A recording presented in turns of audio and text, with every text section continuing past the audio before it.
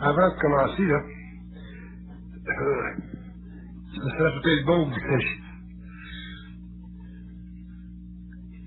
Je vais permettre à l'homme de rentrer dans cette fonction, cette haute fonction mentale-là. Puis, ce livre-là, ça va être une mémoire. Ça sera une mémoire. Je ne sais pas si je peux pas vous dire s'il va être l'épaisseur du livre. Probablement que ça va être une brique comme la Genèse, là, parce que les autres, quand ils écrivent, ils n'ont rien à se dire.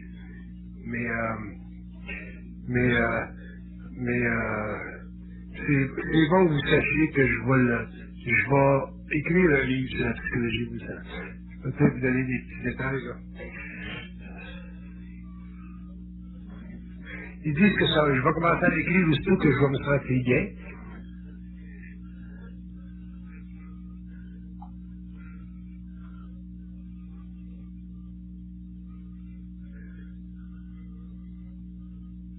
Ils disent que ça va nous permettre de réellement comprendre qu'est-ce que c'est la psychologie qui est là.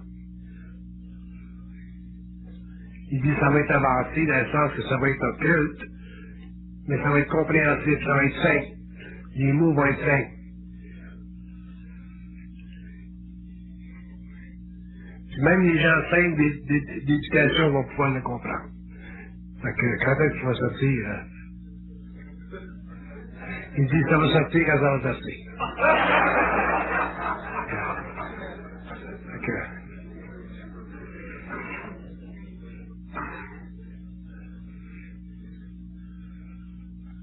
Ça. Fait que c'est intéressant. Ça va sortir quand ça va sortir.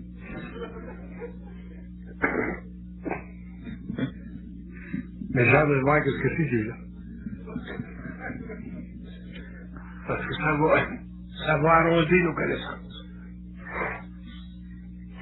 Il y a déjà un État en France qui a fait une thèse doctorale. Il y a plus des sections de la Genèse du réel. Fait que c'est bon,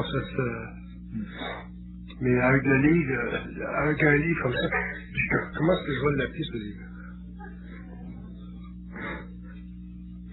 Ça va être intitulé La psychologie évolutionnaire.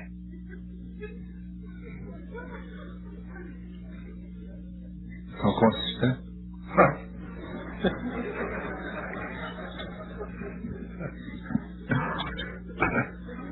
Moi, je peux-tu faire une prévision pour la sortie du livre?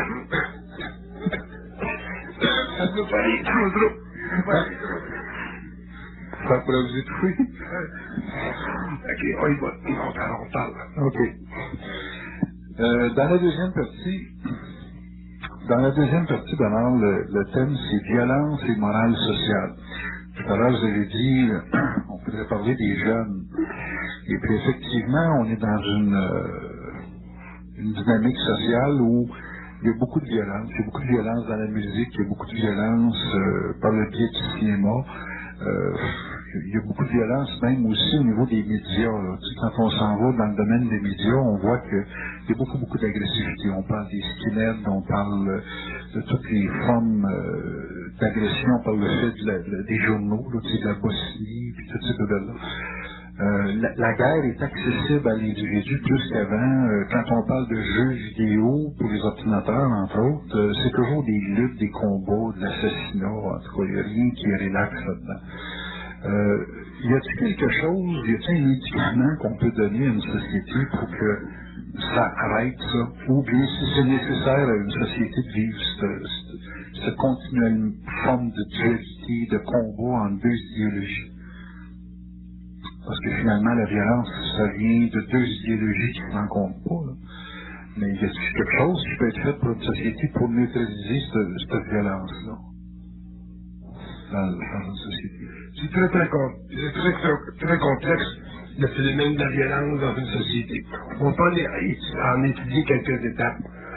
Un des problèmes fondamentaux de la violence dans la société moderne, occidentale, même orientale, c'est que dans la violence, l'homme recherche, ou les nations recherchent une identité. la violence, c'est une réaction psychologique à l'absence d'identité. Puis l'homme ne peut pas vivre dans un vide. Quand l'homme vit dans un vide social, comme là aujourd'hui, on vit dans un vide social, on n'a plus l'équilibre, on n'a plus comme avant, etc. À ce moment-là, l'homme vit la violence parce qu'il est obligé de réagir animalement, pour se sentir. La violence, c'est le besoin de l'homme de se sentir. Donc, de se trouver une identité, mais à travers son animalité. C'est ça de la violence. Si l'homme était conscient, il chercherait son identité à travers le mental, donc à travers le calme, la patience, ou la spiritualité qui est un être spirituel. Fait que la violence dans la société, elle découle du fait que l'homme moderne n'a plus de connexion psychologique avec les lumières de sa civilisation. Donc les valeurs morales d'antan, les valeurs sociologiques d'antan, tout est en chambardement, et en plus du fait qu'on est rentré, surtout depuis l'ère de la télévision, on est rentré dans une période où l'image est devenue, l'image a une valeur monétaire. Regardez ce qui se passe avec Calvin Klein, là. La grosse affaire de Calvin Klein, les annonces aussi. Calvin Klein, il était réellement critiqué à New York, tu sais, au niveau des annonces. Bon, mais l'image a une valeur monétaire.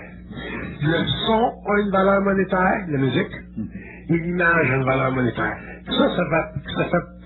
Ça fait partie de la dégénération très très rapide dans un sens de notre civilisation depuis les années 60-70.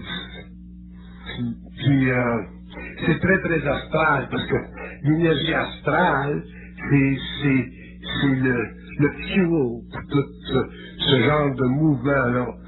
Alors, le fait que l'image et le son sont monnayables, ce qu'on retrouve dans l'industrie du cinéma, et ainsi de suite, dans l'industrie de la musique, ça pollue tout l'environnement de la vie humaine. Si vous enlevez aujourd'hui l'image violente du cinéma et la violence sonore de la musique, la violence sociale tomberait. Fait que ça fait partie de la rupture des formes de notre civilisation. Ça fait aussi partie du fait que l'homme a pris contact avec sa spiritualité primitive, puis éventuellement ça va le ramener à découvrir une autre spiritualité, un petit peu plus évoluée, là. Puis c'est inévitable, ça fait partie des cycles lunaires de la planète. Puis on n'a pas fini d'en voir parce que l'astral se s'empire tout le temps. Puis où il y a une solution à la violence, où il y aura une solution à la violence, c'est au niveau individuel. Mais là, vous tombez dans l'éducation des jeunes. Les jeunes, dans la mesure où les jeunes vont se trouver une identité, les jeunes vont se sortir de ces courants de violence-là, et à ce moment-là, ils vont être obligés de s'identifier psychiquement à eux-mêmes. Ils ne pourront pas s'identifier trop à l'égrégore collectif autour des autres. Ça va faire partie de la révolution, ça va changer leur conscience, ça va faire d'eux des êtres particuliers. Puis tu peux pas être conscient d'appartenir à quoi que ce soit. Fait que c'est comme ça que les jeunes, la jeune génération aussi ou les gens de l'autre, de la vieille génération qui se conscientisent, vont se sortir de la violence, ils ne participeront plus à la violence. Mais il n'y a rien à faire avec la violence. Ça va durer au moins jusqu'à l'an 2050. Puis, en s'empirant, là. En changeant constamment de forme. Ça change constamment de forme. La violence va changer de forme. Ouais, constamment, Ouais, elle va constamment changer de forme. Elle va être plus subtile. Parce que l'homme a une très très grande capacité psychologique de s'adapter à la violence. À des virus. Différentes sortes de virus. La violence, c'est un virus. L'homme s'adapte psychiquement, l'homme s'adapte physiquement, l'homme s'adapte psychiquement. L'homme va s'adapter à des choses qu'en 20 ans qu'aujourd'hui trouve absolument abominable. C'est comme quand vous regardez en arrière, tu sais, on s'est adapté à Elvis Presley, il y a du monde dans le texte, vous verrez ça, abominable Elvis Presley. On veut dire Elvis Presley comparé avec ce qui se passe, c'est un ange gardien. Fait que, même chose au niveau du cinéma. Bon, vous allez dire, y a-t-il une valeur à ça? Y a-t-il une valeur à la violence, tout ça? Il y en a une valeur. Puis, c'est une valeur qui est très étroite. C'est que, elle permet à l'individu de se libérer de l'autoritarisme. La violence existe. Les skinheads, vous parlez des skinheads? Oui. Ces gens-là, les jeunes, dans leur mode d'expression, se libèrent de l'autoritarisme. Et la violence, c'est simplement une réaction. C'est un outil pour eux autres. OK. Fait que dans un sens, c'est normal que les jeunes soient plus violents. Puis de l'autre côté, il faut qu'ils fassent attention, parce que l'égrégore de la violence peut devenir tellement puissant qu'éventuellement le jeune, en tant qu'individu, est absorbé dedans. C'est ça le danger de la violence. La violence n'est pas dangereuse en tant qu'elle-même. La violence est dangereuse dans le sens qu'elle va absorber les êtres qui n'ont pas suffisamment d'identité. Les êtres qui ont de l'identité, mais la violence, ça fait simplement partie du panorama de la vie. Et les êtres qui n'ont pas d'identité, ils vont être absorbés par la violence. Ça, c'est là qu'on les perd, ces jeunes-là.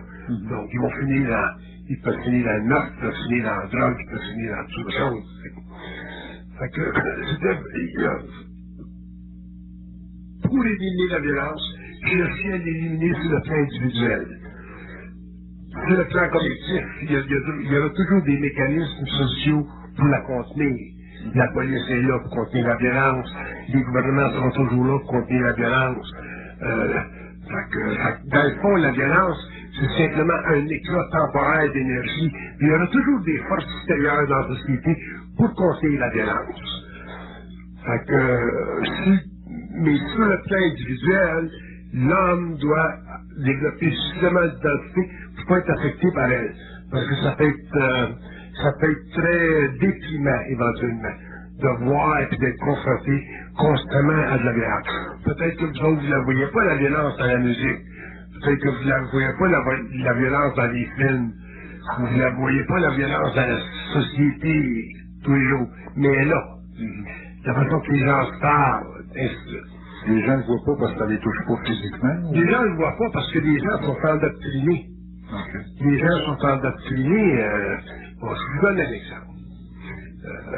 Quand il y a eu le mouvement de libération politique des années 70 au Québec, quand les artistes se sont mis ensemble et ont dit, bon ben, on se tutoie, il n'y a plus de vous, là. Même si tu ne connais pas, si on ne se connaît pas, tu arrives dans le restaurant et on va te dire, bon, qu'est-ce que tu veux? Ils n'ont pas réalisé que c'était de la violence. C'est de la violence.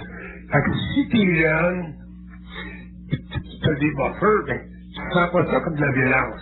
Tu sens ça comme une sorte d'affinité, une sorte de camaraderie, ainsi de suite. Mais quand tu as une certaine sensibilité, ça devient de la violence. C'est réel.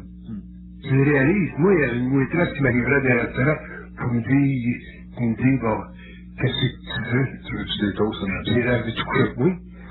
Tu as les filles, tu sais, dans la barre. J'ai envoyé la suite. Puis lui faire comprendre que tu me connais-tu? Je donne un choc. Fait que, ma conscience vibre à ça. C'est la violence. C'est d'abord, je voudrais dire que le niveau de violence augmente avec la diminution de la sensibilité des gens. Oui, définitivement, parce que à partir du moment où la masse devient insensible, à ce moment-là, ce qui arrive, c'est que les âmes, toutes les âmes, inconsciemment, se connectent Fait que quand tu es dans une société, là, les armes, à travers le langage, l'image, le son, les états subtils, ils se connectent. Puis là, ben, ils se développent ce que tu appelles l'égrégore de la masse. Puis là, ça peut devenir très, très puissant. Ça peut dégénérer quand c'est déclenché par des événements, par exemple, aux États-Unis, quand il y a eu King qui s'est fait frapper à la Californie. Fait que, parce que l'individu, il va pas connecter au niveau de l'âme avec les âmes des individus dans un environnement.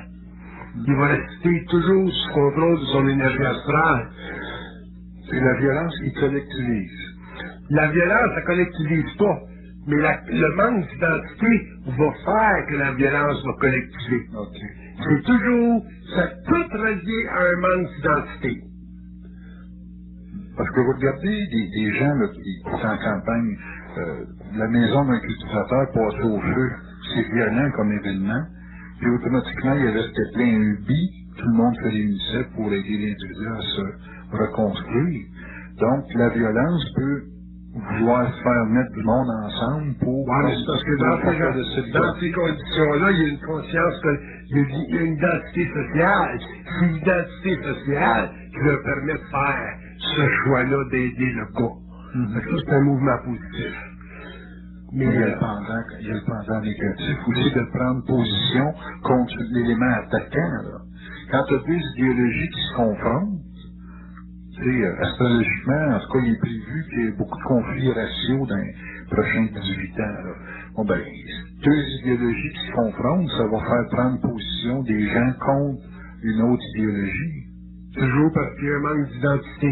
Un homme qui est dans son identité n'est jamais impliqué dans des conflits sociologiques, ou dans des conflits politiques, ou dans des conflits d'ordre collectif. C'est impossible. Votre contact va vous le faire écouter. C'est un gars vient chez nous et puis pour me demander pour qui c'est que je vote. Je vais automatiquement lui dire que je vote pas. Parce que je vote pas. Il faut que ça retourne. Puis tu peux pas. Ça ne veut pas dire que je dis au monde de ne pas voter. C'est pas je parle de moi en tant qu'individu. Bon. Fait que. Si vous avez une population de gens conscients, ça va faire une autre sorte de gouvernement. Ouais, mais là, c'est ce que tu extrapoles, là. Mais le principe au niveau individuel, quand tu es individuel, c'est bien difficile d'expliquer ça, l'individualité. Moi, je vais vous l'expliquer. C'est son application qui est difficile. Ouais, c'est son application. Quand tu es individualisé, quand tu as de l'identité, dans le sens que je le parle, là, quand tu as de l'identité, tu vis toujours par rapport à toi. Tu vis jamais par rapport aux autres. Tu respectes les autres. Mais tu ne vis jamais par rapport aux autres parce que la conscience des autres ne soutient pas ton intelligence. Tu n'es pas capable d'établir de rapport. Mais la raison que tu es capable de le faire, c'est-à-dire, la raison que tu es capable d'être seul, c'est parce que tu as l'identité. C'est le problème de tous les hommes, l'identité. Si les hommes sur la Terre avaient de l'identité, instantanément, la civilisation terrestre changerait. Tout changerait. Les formes de gouvernement changeraient. Tout changerait. C'est pas plus d'identité. L'identité, c'est pas un paramètre psychologique. C'est pas une invention de l'homme, l'identité. C'est un rapport étroit entre sa nature planétaire et sa nature cosmique. Fait qu'une fois que l'homme a commencé à rentrer dans cette réalité-là, il ne peut plus vivre son expérience comme avant. Donc, il ne peut plus participer à la violence. Il ne peut plus aider la violence. Il ne peut pas créer de violence. Fait que ça, c'est un problème d'identité. C'est pour ça qu'un jour, il faudra qu'un jour, vous fassiez une conférence et qu'on étudie la situation des jeunes. Les jeunes aujourd'hui, qui sont victimes d'un schisme ou d'un déchirement de la conscience sociale. On dit des années 40, 50, au grand vide des années 60, 70, 80, 90. Puis là, sont là-dedans, là. Puis, faut qu'ils se trouvent une identité sociale. On parle pas d'identité psychique, là. On parle d'identité sociale. Il faut avoir ça, une identité sociale? Les jeunes s'en cherchent une identité sociale. Non, mais est-ce qu'il en faut une? Ben, il en faut une parce qu'ils n'ont pas d'identité psychique. S'il y avait d'identité psychique, il n'y aurait pas besoin d'identité sociale. Okay. Ma fille, elle n'a pas d'identité. Elle a une identité psychique, fait qu'elle n'a pas besoin d'identité sociale. Si elle va à l'université, puis le prof, lui, il compte des conneries, ça va être des conneries pour elle. Mais elle va pas aider parce qu'elle va respecter le prof. Elle est capable de respecter le prof. Elle va pas rentrer dans un mouvement de violence par rapport au prof. Mais elle va pas perdre son temps, elle va changer de prof, elle va avoir un autre prof qui peut lui apporter quelque chose.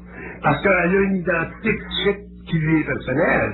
Tandis que nous autres, ben, on n'a pas d'identité psychique parce qu'on n'a pas été cultivés dans une psychologie évolutionnaire. On a été cultivés ou acculturés dans une psychologie sociale où le pouvoir est toujours, ou n'est jamais dans nos mains, il est toujours en dehors de nos mains. Donc, on est techniquement victime d'une forme d'autoritarisme très, très apparent, comme des pays socialistes, ou moins apparent, comme des pays capitalistes. Tandis que si on avait de l'identité psychique qui fait partie de l'évolution de la conscience humaine, à ce moment-là, on n'aura pas de problème avec l'identité sociale, puis on ne pourra pas facilement être absorbé par ces grands mouvements de masse-là qu'on appelle les mouvements violents d'évolution. Les jeunes, eux autres, pourraient à la fois bénéficier de la sorte de dynamique moderne, là, de leur génération, mais en même temps garder leur identité. Quand on parle d'une forme d'identité sociale, on parle toujours de champ d'influence. L'identité sociale, ça veut dire comment est-ce que toi tu te comportes par rapport aux autres dans le cadre de leur approbation. Autrement dit, dans une identité sociale, c'est le monde autour de toi qui approuve de ton comportement. Si tu déroges de ce comportement-là, tu deviens marginal par rapport aux autres. Puis si tu es dans un milieu qui est moindrement violent, ils peuvent te casser une jambe, par exemple. Un petit jeune, là, un jeune qui arrive à l'école, là, qui a été éduqué dans une famille assez correcte, là, qui arrive dans une école difficile, là, parce qu'il a changé de place ou déménagé, là. Il y a des lois dans cette école-là, là, dans le cours d'école, là. Puis il va être obligé de se fier à ça, ou il va être obligé de faire une lutte, ou il va être obligé de partir. Fait que... Quelqu'un qui a une identité psychique, s'il avait une identité psychique, il dirait à son père, je ne vais pas dans cette école-là, la vibration n'est pas bonne, le père il dirait, c'est vrai, pas bonne la vibration, on t'envoie ailleurs, ou on te garde chez vous. Bon. On est dans un environnement social où quasiment chaque ville a son groupuscule d'influence. On vient toujours des rapports de force, des rapports de puissance. Fait que c'est celui qui frappe, qui va tuer, qui va quasiment définir sa loi. Si on est dans une société où la violence, c'est la loi, ok? Ça a été comme ça dans les années 1700, 1800. C'est juste que la forme a changé. C'est plutôt au niveau verbal aujourd'hui. Mais il y en a pas moins que des courants souterrains qui sont très puissants. On parle de la mafia ou ces choses-là, qui font aussi leur loi et qui en font une très forte si on regarde monter ça dans les journaux.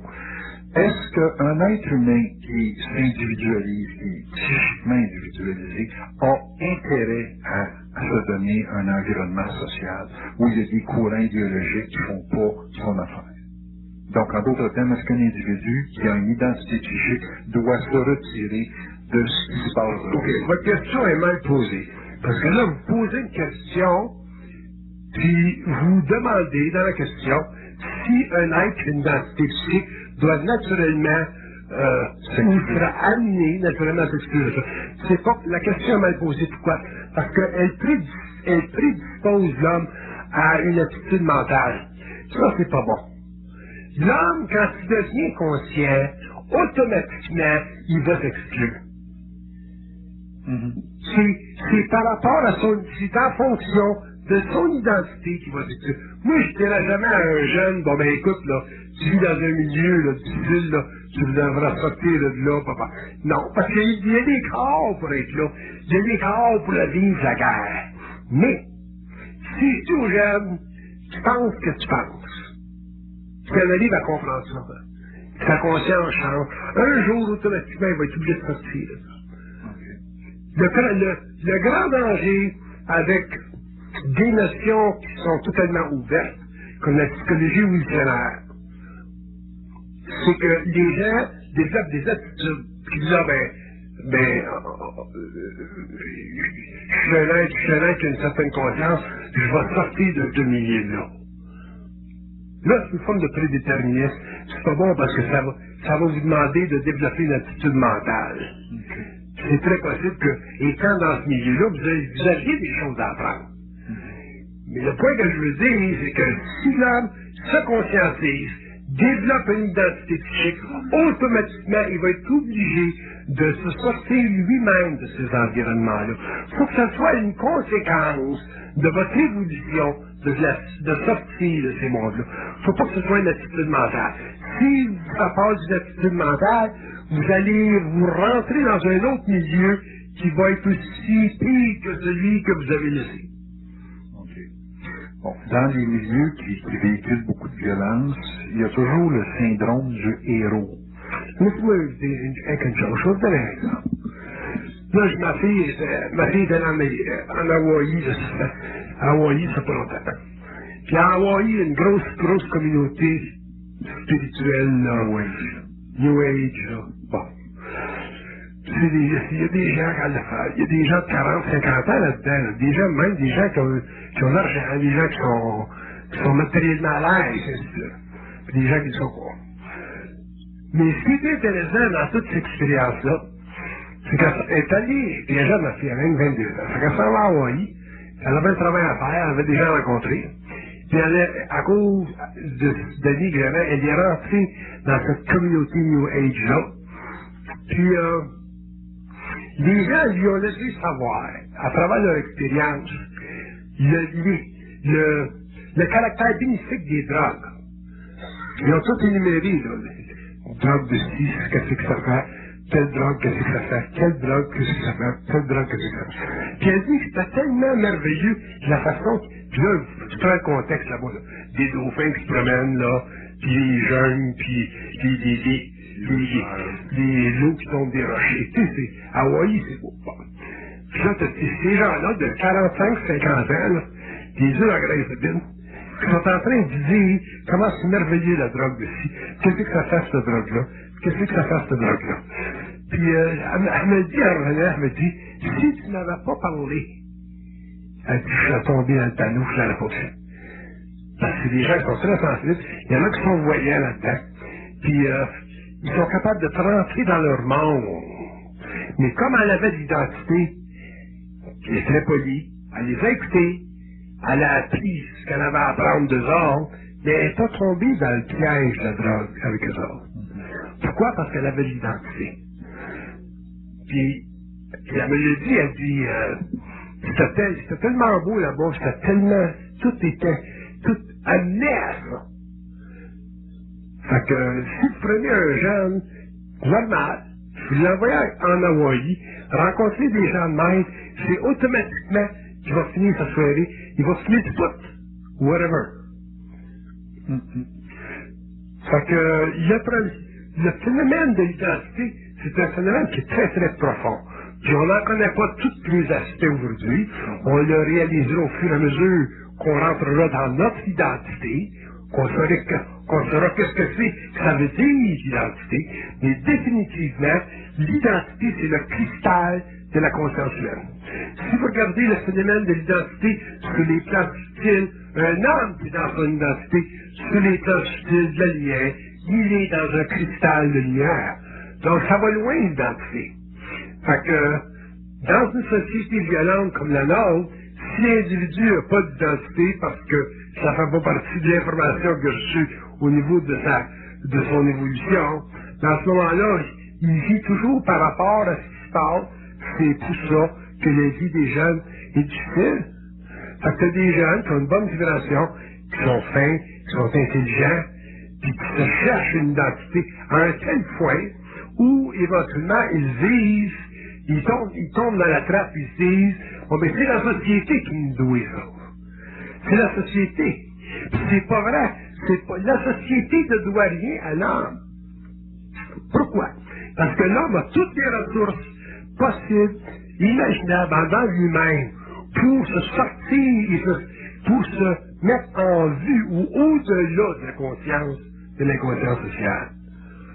L'homme a des grandes ressources, mais si il a été amené dans son éducation à penser que la société est doucie, puis que la société est doit ça, éventuellement il puisera pas dans ses forces, puis il n'ira pas chercher en lui cette énergie-là qui fait partie de son identité, donc il sera toujours un numéro. Il est là le phénomène du numéro. Puis il y a bien des gens qui se sentent comme des numéros en société. Puis quand est-ce que tu te sens comme un numéro? Quand tu rencontres un médecin, quand tu rencontres un militaire, quand tu rencontres un homme politique, quand tu rentres dans des structures qui sont bien établies, là, c'est là que tu te sens comme un numéro. Fait que, là, vous allez dire, mais oui, mais c'est quoi le problème de se sentir comme un numéro dans des structures, puisque les structures font partie de la civilisation, qui font partie de l'ordre établi? Mais le problème, c'est que tu es plus capable de communiquer avec ceux qui te numérotent. Fait que moi, quand je vais voir mon médecin, je me sens pas comme un numéro. Je me sens pas comme un homme qui est assujetti au pouvoir médical. Parce qu'il y a un pouvoir dans la médecine. C'est le fait qu'on doit couper ton corps ou d'ouvrir ton corps, c'est un pouvoir. Que la société, démographiquement, leur donne. Pour des raisons bénéfiques. Mais si toi, tu es un numéro, tu n'es pas capable de communiquer avec le médecin parce que tu n'as pas d'identité, à ce moment-là, ben, tu deviens mécaniquement, machinalement numéroté. Donc, tu vis toute la relation étrange qui existe entre un médecin et son patient. Fait que ce soit au niveau de la médecine, je prends la médecine là parce que c'est un cas particulier, et que ce soit au niveau du gouvernement, que ce soit au niveau des forces militaires, au niveau de la police. Quand la police t'arrête sur la rue, tu es un numéro. Quand un gars de 6 et 4 t'arrête et il te demande tes papiers, si tu n'as pas d'identité, tu vas te sentir un numéro. Parce que premièrement, si tu barres, il peut te sortir de ton char, tu as le droit, ça fait partie des statuts légaux.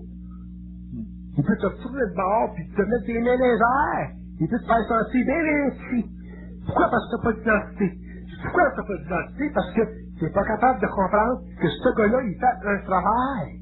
Il y a une femme, qui a des enfants comme toi, qui rencontre des gens plus tough que toi, sa vie est en danger, puis ton rôle, toi, en tant que citoyen, c'est de le respecter, lui. Mais si tu n'as pas d'identité, donc tu as une fausse identité, tu veux baver ou tu veux être impoli par rapport à lui, il est socialement permis de te tasser, il va te tasser. Après ça, tu vas développer un contexte d'infériorité par rapport à lui, tu vas haïr la police, tu vas haïr les médecins, tu vas haïr les psychiatres, tu vas haïr tous les gens qui sont en autorité, qui sont des êtres merveilleux, dans la mesure où il y a de l'équilibre entre toi, comme individu, puis eux autres, qui représentent la société. Puis après ça, ben, quand il n'y a pas de police, puis qu'il n'y a pas de médecin, puis qu'il n'y a pas de psychiatre, puis que l'ordre social tombe, puis qu'on finit dans des situations comme en Bosnie ou whatever, ou en Russie, là, tout le monde se plaint. C'est ça un policier. C'est un psychiatre. Ce sont ceux qui sont en autorité. Ce sont les professeurs. Et c'est à nous autres d'écarter les professeurs quand vous en aviez, les professeurs. Fait que si vous les aviez gardés parce que vous aviez l'identité, vous n'aurez pas le problème aujourd'hui. C'est tout le même, ça marche. Il faut dire que les gens qui n'ont pas d'autorité sociale si on est membre d'identité, ont une rébellion naturelle. C'est ça le problème. Puis c'est eux autres qui sont à l'origine de la violence. C'est eux autres qui sont à l'origine de la violence, oui, parce que c'est eux autres qui ont la capacité grégaire d'engendrer le feu de la violence quand c'est déclenché par des événements sociaux qui sont remarquables ou remarqués. C'est là. C'est qu'ils veulent être en autorité, mais par la porte d'à côté. Ils veulent être en autorité par la porte d'à côté, c'est-à-dire quand tout le monde, là, toutes les consciences animales vibrent, là, tout d'un coup, là, parce que, on se donne l'exemple de King en Californie. Toutes les Noirs, là, quand la conscience des Noirs a été déclenchée par le phénomène de King, toutes les Noirs se sont mis en autorité. Ils ont voulu ne pas être un numéro, temporairement. Et ça devient temporaire. Puis si Wilson, je ne sais pas si c'était Wilson qui était au pouvoir dans ce temps-là, si Wilson avait été moindrement intelligent, il aurait envoyé tout de suite les forces militaires, ça aurait barré ça, un petit peu comme Trudeau a fait dans le temps. Ça n'a pas duré longtemps, il a fait le cul, ce temps. Fait que, c'est ça l'affaire. Mais dans le temps, il était critiqué. On l'a critiqué parce qu'on n'aime pas ça, avoir une autorité qui vient, qui tasse, qui contient un égrégore. Et les gouvernements sont faits pour ça. Les masses ne pourront jamais renverser un gouvernement. Ça, c'est déjà fait dans le passé. C'est pas des masses qui renversent un gouvernement. Ce sont des individus. Aucun des masses ont une allégeance, une fidélité. C'est pas des masses. C'est des individus. C'est pas les Russes qui ont renversé le système socialiste en Russie. C'est Gorbatchev, Yeltsin. C'est eux autres qui ont fait qui ont créé le mouvement. Les masses sont alliés à ça. Ça prend des individus forts qui ont du charisme, et ainsi de suite. Les masses ne sont pas capables de rien faire. La seule chose que les masses sont capables de faire, c'est de détruire.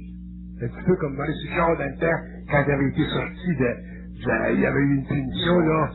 Bon, le monde sont descendus dans les rues, qui ont conseillé les Stephen Sheeton, P. Morgan, puis les Sarah Catherine dans le temps.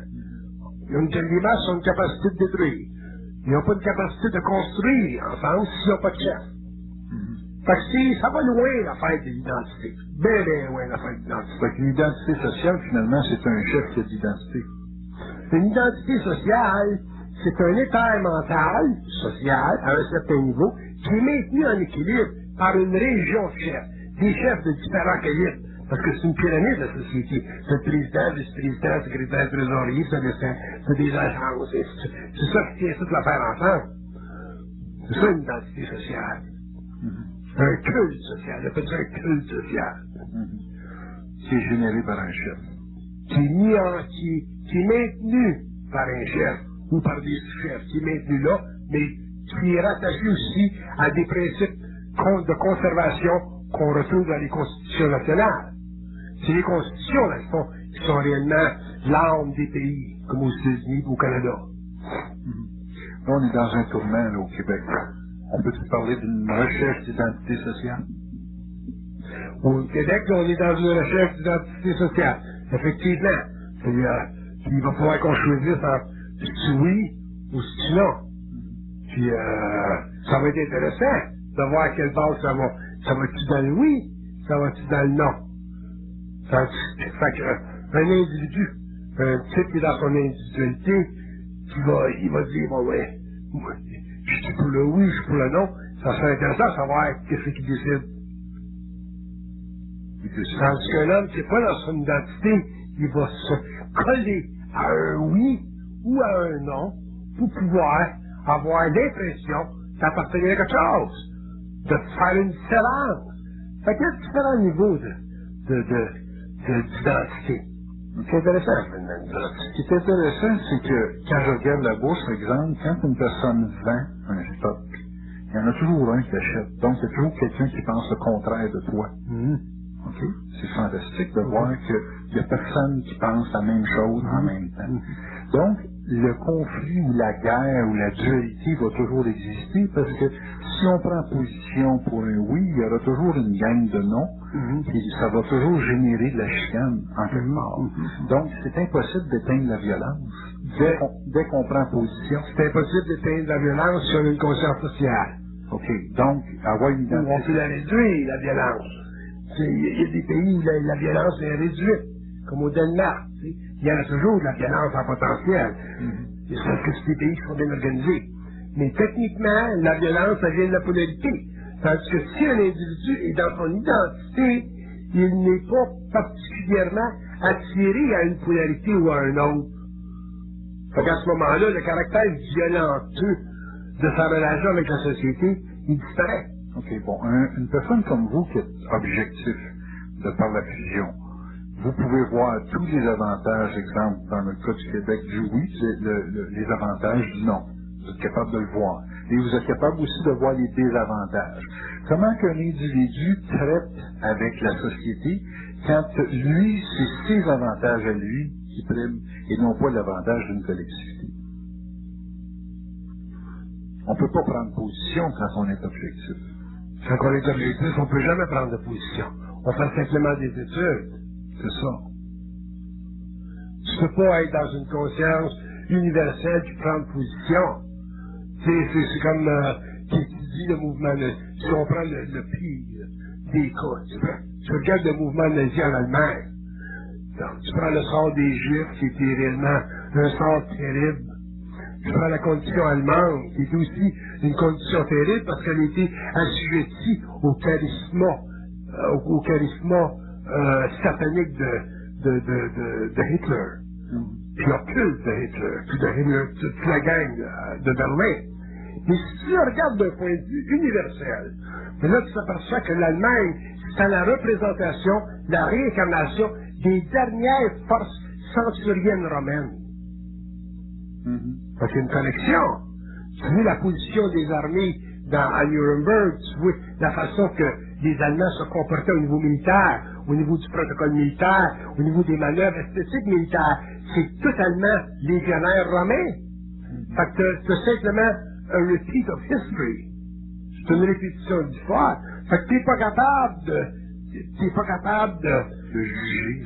T'es pas capable de juger parce que ça a une fonction. Parce que ça fait partie de toute l'expérience humaine. Ça fait partie du karma planétaire. Fait que quelqu'un qui étudie toutes les manœuvres géopolitiques de l'Allemagne durant la Deuxième Guerre mondiale, c'est extraordinaire ce qu'ils ont fait. Mais d'un côté, il faut pas que tu dises ça à un juif. Parce qu'il ne sera pas content. Puis il va avoir raison. Parce que son peuple a souffert. Puis de l'autre côté, tu es capable de regarder un juif, tu dis, bon ben, si tu avais été un juif conscient, tu aurais crissé ton camp, Jésus, au lieu de rester là. Ben non. Tu voulais rester là parce que tu avais tellement peu d'identité que tu voulais vivre la souffrance pour ton peuple. Fait que toi, tu te mets à l'allure, mais psychiquement, ça ne l'a pas. Fait que les Juifs qui ont été intelligents, c'est ceux qui sont partis de Berlin et de Nuremberg, qui ont pris le train de la New York, qui sont là aujourd'hui dans le Diamond Center. Eux autres qui sont là. Fait que, tu peux pas juger. Non. Quand t'es objectif, tu peux pas juger. Fait que dans un sens, quand t'es objectif,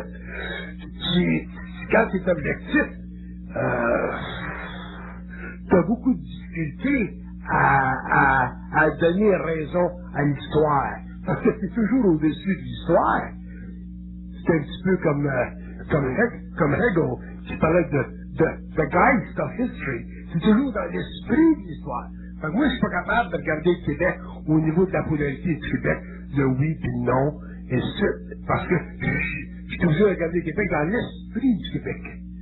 Là, à ce moment-là, la politique a l'allure que ça soit que ça aille dans le non ou que ça aille dans le oui. Sans ça, ben, tu polarises tes émotions, tu polarises ton intellect, puis tu deviens, dans un sens, un participant mécanique à un mouvement historique qui ne ressort même pas de ta volonté. C'est pas ta volonté. C'est ta volonté des gars de 10 ans, 15 ans, puis là, ça se greffe à un autre, ça se greffe à les autres, ça se greffe. Tu sais, ça sort pas de ta volonté. Si ça sortirait de ma volonté, à ce moment-là, ça serait une autre affaire, mais ça sort pas de ma volonté. Fait que l'homme individualisé n'est pas capable d'utiliser sa volonté socialement. Il l'utilise individuellement. Il l'utilise individuellement. Tandis que l'homme inconscient utilise sa volonté socialement à travers des entrappements sociaux. Donc, le référendum, c'est un exemple. Ou les idéologies des pays socialistes, c'est un exemple. Ou ce qui se passe en Bosnie-Herzégovine, c'est un exemple. Tandis qu'un individu n'est pas capable d'utiliser sa volonté socialement, il l'utilise totalement individuellement.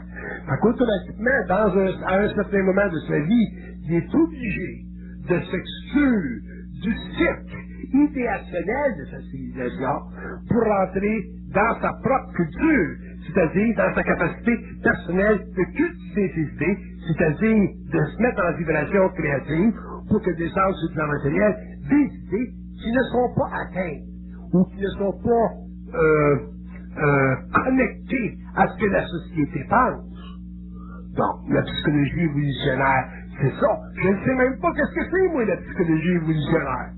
Je veux le savoir, mais je me mets en vibration, puis que je commence à taper sur la machine. Mais ma volonté va permettre que ça descende, puis à ce moment-là, ben, l'homme, moi inclus, va accéder à un autre niveau d'information. Mais si j'étais pas individualisé, à ce moment-là, je ne pourrais pas le faire. Parce que, premièrement, je serais entrappé par le besoin d'avoir la certitude d'avoir raison. Alors que je ne suis pas intéressé d'avoir raison. Moi, quand j'écris un texte, je dis, mais ça se passe de même, le phénomène humain, ça se passe de même. Point final. Fait qu'en ce qui me concerne, ça se passe de même. Si vous venez me voir et vous dites, ben Bernard, moi je pense pas que ça se passe pas de même, je vais vous dire, ben tant mieux. Je suis content que tu ne penses pas que ça se passe pas de même. Jusqu'à temps qu'un jour, tu réalises que ça se passe de même. Là, vous allez dire, ben, qu'est-ce qui vous permet d'attendre que le gars prenne 5 ans ou 10 ans pour réaliser que ça se passe de même? Je vais vous répondre, mais c'est un taux vibratoire. Quand son taux vibratoire va monter, il va s'apercevoir que ça se passe de même. Parce que le taux vibratoire est universel. Il n'est pas conditionné par l'intellect. Il n'est pas conditionné par la psychologie non identifiée de l'individu. Il n'est pas conditionné par des facteurs de vie qui sont anciens. Il est conditionné simplement par des facteurs de vie qui sont en vibration instantanément et qui font partie de son identité. Tout revient à l'identité. L'angoisse de l'homme, c'est un phénomène d'identité. Les jeunes qui souffrent dans la société, c'est un phénomène d'identité. Les vieux qui souffrent, c'est un phénomène d'identité. Les gens qui sont en mariage ou en amour et qui ne sont pas heureux, c'est un phénomène d'identité. C'est impossible, quand c'est dans ton identité, d'être malheureux. C'est impossible, même si tu es souffrant. Moi, je peux être souffrant de ma maladie, mais je suis pas malheureux. Je suis content de ma maladie parce que c'est une belle maladie, parce que je sais ce qu'elle va me permettre de faire, cette maladie-là. Mais quand tu n'as pas d'identité, tu es automatiquement assujetti à des polarités, donc à des pertes de conscience. C'est ça le numéro. C'est ça. Vous n'avez pas une perception réflective de vous. Vous avez un constat de vous. C'est ça. OK. Bon, une personne qui n'a pas d'identité va chercher à endoctriner quelqu'un. C'est assez ici. Pour 3 raisons. Une personne qui n'a pas d'identité, elle va chercher à endoctriner une autre personne, parce qu'elle va se servir de l'autre personne pour se donner du caractère. Ce caractère-là qu'elle va se donner, ça va lui permettre, elle, en tant qu'individu, d'avoir l'impression d'avoir maîtrisé quelque chose. Mais elle ne va pas avoir maîtrisé quelque chose en elle-même. Elle va avoir maîtrisé quelque chose dans l'autre qui est faible. Donc, sa maîtrise devient, à un 3e niveau, une dictature.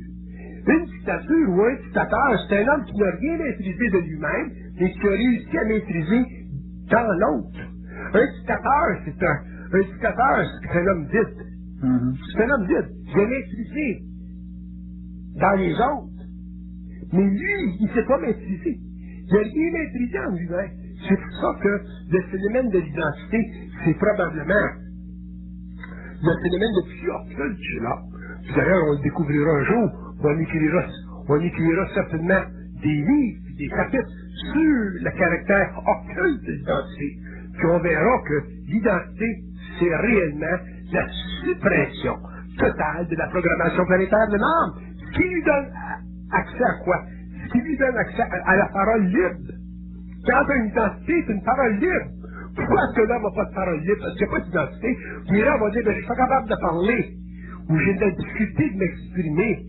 La seule raison que vous avez la difficulté de vous exprimer, ou la capacité de parler, ou d'engendrer des notions qui sont réellement révélatrices, créatives, instantanées, c'est parce que vous avez un manque d'identité.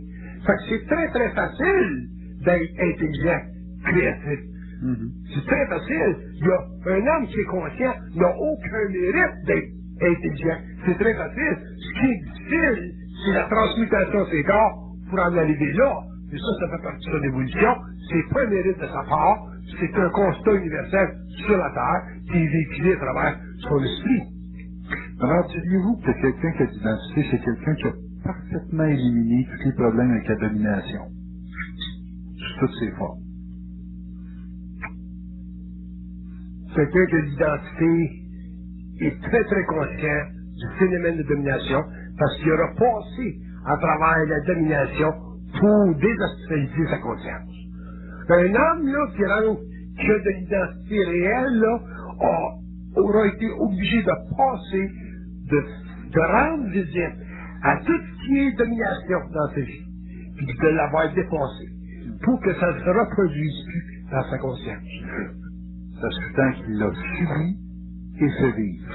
Il l'a subi, il n'a plus d'affaire vivre, puis un jour, il va falloir qu'il l'élimine complètement, parce que dans l'identité, un être de l'identité n'a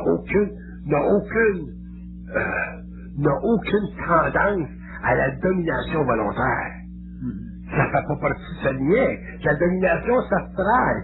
Puis si vous regardez la domination au niveau satanique, au niveau universel, c'est satanique. La domination, c'est satanique. Pourquoi c'est satanique? Pour 3 raisons. Premièrement, parce que ça empêche l'individu de grandir. Tu ne grandis pas dans un environnement de domination.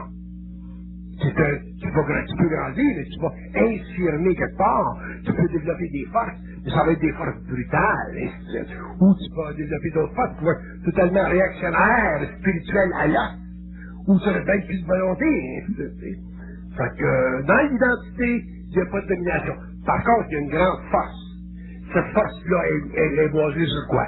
Elle est basée sur la capacité de l'individu de lutter jusqu'au bout de ses forces contre la domination contre lui. Qu'est-ce que c'est un initié? Bien, on va dire, c'est quoi un initié? Qu'est-ce qui fait qu'un initié est grand, si tu veux? Mais ce qui fait qu'un initié est grand, c'est sa capacité de lutter contre les forces occultes. C'est ça qui fait qu'un initié est grand. Une fois qu'il a lutté contre les forces occultes, à ce moment-là, il devient un serviteur de l'homme. Il sert l'homme, il sert l'humanité. Mais si tu n'as pas appris à lutter contre les forces occultes, et à lutter contre la domination, parce que tout ce qui est occulte, c'est dominant. Tout ce qui est plus grand que toi, tout ce qui est mystérieux, tout ce qui t'a jamais été expliqué, tout ce que tu n'as pas compris, tout ce qui dépasse la logique, puis ce qui t'invite à une connexion télépathique, c'est très dominant. Donc l'homme va apprendre à pas se laisser dominer par les forces occultes.